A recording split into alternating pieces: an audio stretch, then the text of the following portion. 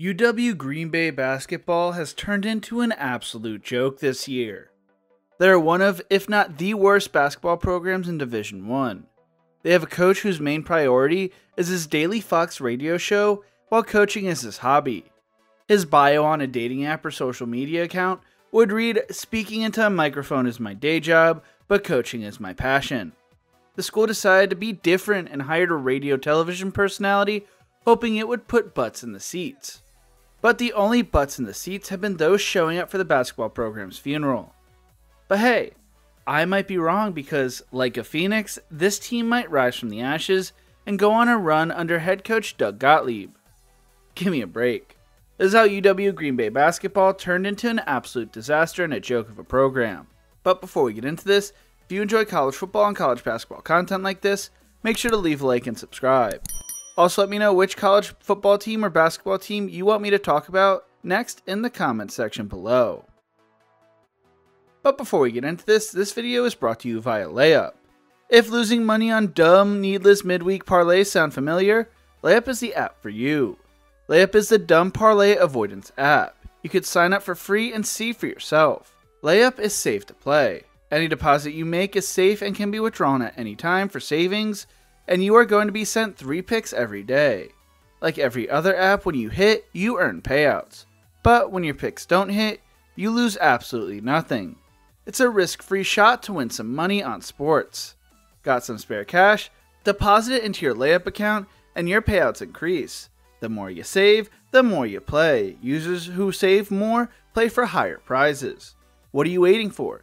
Sign up now with my code ETGYOUTUBE and use the link in the description below and play for $2,000 in prizes for your first 4 weeks. Avoiding that dumb parlay by using Layup can be the difference between a beer and no beer. It's your call. Thank you again, Layup, for making this video possible.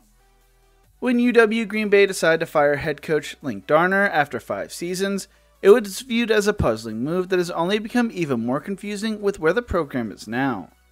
Darner had taken over as head coach in 2015, when Brian Wardle left for Bradley and led the Phoenix to the NCAA tournament in 2016, their first appearance since 1996. He led Green Bay to 4 winning seasons in 5 years, was coming off a 17-16 season during the 2019-2020 season, and was knocked out of the conference tournament in the semifinals. They finished 3rd in the Horizon League, which gave him an automatic 1-year contract extension that extended him until 2026. Yet the Chancellor did not care for the contract in place that would have paid Darner $230,000 a year. School would talk about how much money they were saving by firing Darner when they did it, but it was not like the program was in the dumps or anything. He would finish his Phoenix career going 92-80, and his teams finished with 2 perfect APR scores for the first time in Green Bay history. The boosters were not into the move as they did not offer any money to offset the cost for the university. The school and Darner agreed to not make disparaging comments about each other. The Chancellor spoke on the move saying, "I think it's really up to Coach Darner. It's what I would say. We're going to honor our end of the confidentiality agreement. I'm going to follow the spirit of we agreed to. He certainly has the option to choose to talk or not.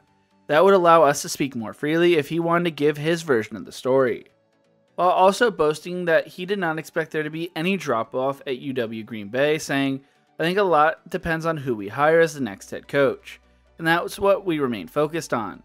We have the opportunity to energize our fan base, to create a new connection in the community. I think those are the opportunities that are in front of us." They would replace Darner with Will Ryan, the son of former Wisconsin coaching great and college basketball Hall of Famer Bo Ryan. The Will Ryan experiment would turn into a disaster, as in 2020 they would go 8-17, in 2021 they went 5-25, and halfway through the 2022-2023 season they would fire Ryan and replace him with Freddie Owens, as the Phoenix finished the year 3-29. Green Bay was not even done paying Darner's buyout when they decided to fire Ryan.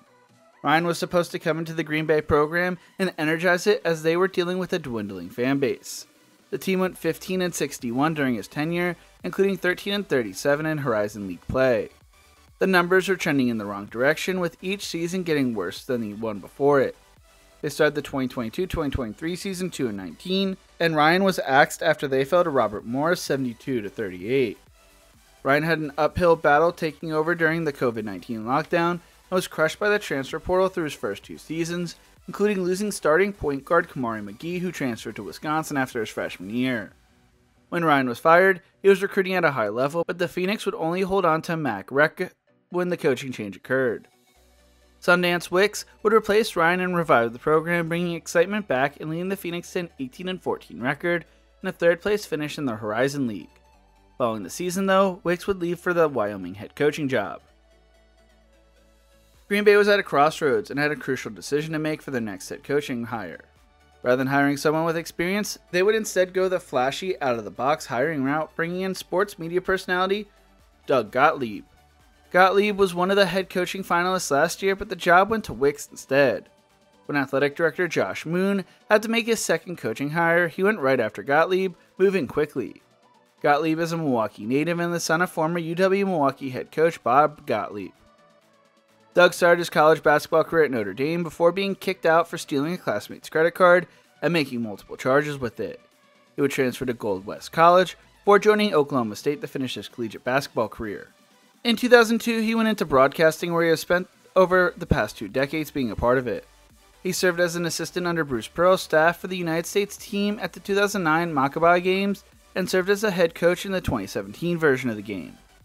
As I mentioned before, Gottlieb previously interviewed for the Green Bay job when the job went to Wicks, and had also interviewed for the Oklahoma State coaching job in the past, serving as the team's consultant for the Cowboys last season. Gottlieb spoke on being given the job, saying, "It's an honor beyond the measure to be named the 10th men's basketball coach in UW Green Bay history. Every kid has a dream growing up. Some want to be a firefighter, others want to be the president. I have always wanted to be the head basketball coach at the Division I level. As a kid who was born at Columbia Hospital, and a dad who was, at that time, a head coach in the UW system, it is even more amazing to get the opportunity to come back to coach in Wisconsin and live out my dreams." Green Bay's chancellor said in a statement, "Coach Gottlieb's energy and passion for the game, desire to mentor our student athletes, and belief in the people of the region make him a great fit to continue to carry out the momentum forward." This was a strange decision by itself, but a report by Jeff Goodman made this move even weirder. According to Goodman, Gottlieb planned to continue to host his daily radio show on Fox Radio, a show he has hosted since 2017, The Doug Gottlieb Show on Fox Sports Radio. He also did not avoid controversy while running the show, being sued for libel by Freddie Freeman's agent Casey Close, and had to issue a public apology. Gottlieb came out and said he knew he could effectively balance the two and find success doing both. He felt the unusual arrangement should help because his radio job allowed him to accept a lower coaching salary than he might have asked for if he were not to continue the show, which in turn enables Green Bay to spend more money on the rest of the coaching staff. Gottlieb explained, "Most coaches have their own coaches show. Obviously not live, not for 2 hours live nationally. Most coaches have moments in which they're out of the office and someone else is managing the players and the situations. But obviously we're going to play it kind of as we go here. It's not forever with the radio show. It's a let's see how it works. I'm not going to be able to do local Green Bay talk, but I'm going to be able to talk about the Packers, and I'm going to be able to display how enjoyable it is to live in a special place like this. The Fox Valley is an unbelievable place to raise a family. Do people know that? People who live here know that. People locally know that. But people nationally don't. I want to use this platform as a promotional tool, just like Fox Sports is going to use my platform as a basketball coach as their promotional platform. That's how it's all going to work together." In his contract, there's a conflict management plan, according to Sportico, that stipulates Gottlieb's broadcasting work may not interfere with his duties as a head basketball coach and will not result in institutional expenditures for travel. Additionally, the school and Gottlieb entered into a separate agreement entitling Gottlieb to the limited use of his head coaching office, school IT, resources, and ancillary support staff for the purpose of his broadcasting work. The agreement assesses a $6,200 fair market value of his considerations, which he agreed to waive. It all felt like a dog and pony show and circus act while all this information originally came out. It felt like a stunt by the athletic director and the school chancellor to get butts in seats and get the UW Green Bay name out there. It seemed impossible to blow up in their face, or so they all want us to think. But then the season started. Things got off to an exciting start as they beat Division III St. Norbert's 102-73 in an exhibition game. They opened up the regular season on the road at Gottlieb's alma mater, Oklahoma State. The Phoenix caught fire from deep and led for most of the first half, but first-year coach Steve Lutz and the Cowboys' defense and rebounding overwhelmed Green Bay and helped OSU start the season with an 89-76 win. Gottlieb spoke on the game saying, In the moment leading up to it, it felt really special. It felt like a road game, it really did. But you look down on the court and see Coach Eddie Sutton's signature, you see America's Brightest Orange, and you hear the song, "We're Gonna Beat the Hell Out of You." Then they fell to St. Thomas at home before earning their first win in the Gottlieb era over Western Illinois 87-73, before falling to Providence 79-65. They rebounded with a win over SIUE 82-57, and we're sitting at 2-3 on the season, and things were not looking too bad. But that's where all the positives would end. They are currently on a 15-game losing streak, and throughout that, there has been controversy after controversy. In their loss to Cleveland State 83-61, their second loss that week to an underdog at home, Gottlieb decided to bench star guard Anthony Roy, who was also benched for the second half in their loss to Campbell because Gottlieb said he was not happy with the attitude of entitlement he displayed. Roy responded a few days later by scoring 34 points in a loss to IU Indy, raising his national leading scoring average to 28 points per game. Things were only going to get worse as they would lose to UW Milwaukee and Santa Barbara before having their worst loss of the season. Into their home game against Division II Michigan Tech, Gottlieb would make some stupid comments that would be taken out of context. During a press conference, he said, "Part of the reason I want to play better teams is like, it's 2 degrees outside, it's snowing. I don't really like the idea of nobody you coming in here. What do we learn from playing a game where we win by 20? There is a mythology to this, and I'm going to have to adjust moving forward. Every game on our schedule is a game that we can lose, and nobody else does that. Now you know why." Doug, being a part of the media, should have known not to make a quotable comment like that, and should have known it was going to be taken out of context. It was a game Green Bay could not lose now, or they would experience a disaster of a media storm, and well, they went on to lose to Michigan Tech 72-70 at home, and Gottlieb's comment of "nobody you" was taken out of context, and everyone ran with it. The media storm was so bad, Doug got on X and wrote, "Done with this crap. We scheduled up, including Michigan Tech. Nowhere ever have I been critical of anyone on our schedule. Now back to work."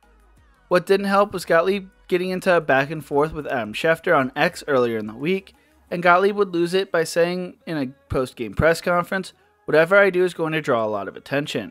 I have a certain tone sometimes the way I speak, and especially to the way I tweet, which can upset people. I promise you, even though it could be negative now, it'll be positive soon. Keep all the receipts, and we'll just keep doing our job.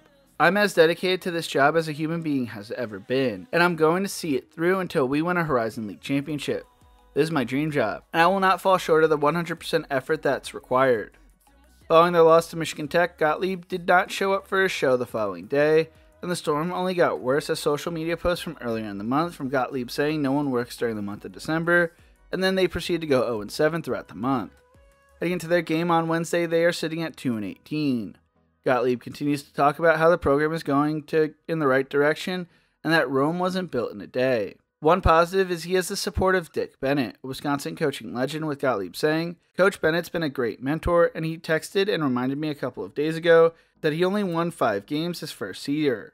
I said, Coach, I'm going to try to get over that number, but God, that gives me a chance to catch my breath."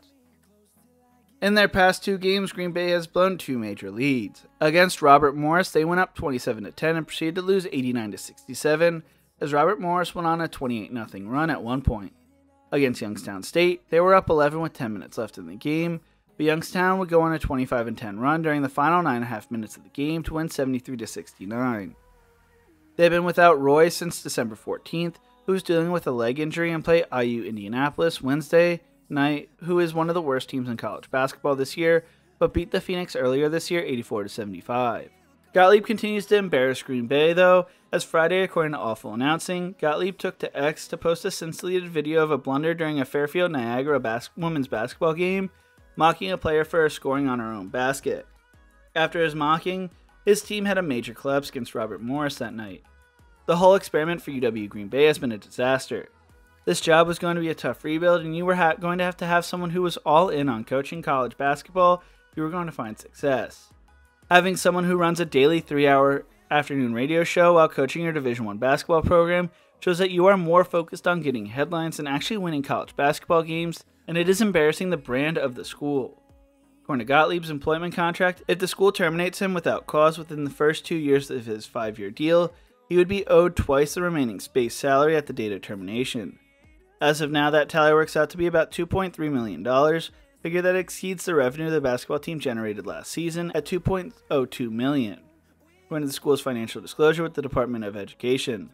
Gottlieb's contract states that he could be fired for cause if he is found to have engaged in conduct that constitutes moral turpitude or that would result in reputational damage to the men's basketball program, Green Bay Athletics, or the university. Wicks had this program going in the right direction, but Gottlieb has erased any of that. He is serious about coaching college basketball. He needs to step away from running a daily radio show because this is a circus and a joke of a circus, if that. This has been an utter disaster. What do you think? Can Doug Gottlieb turn UW Green Bay basketball around while running a radio show? Let me know in the comment section below. If you enjoyed this video, make sure to check out one of my other videos YouTube thinks you will love right here. Thank you so much for watching, and as always, remember to embrace the grind.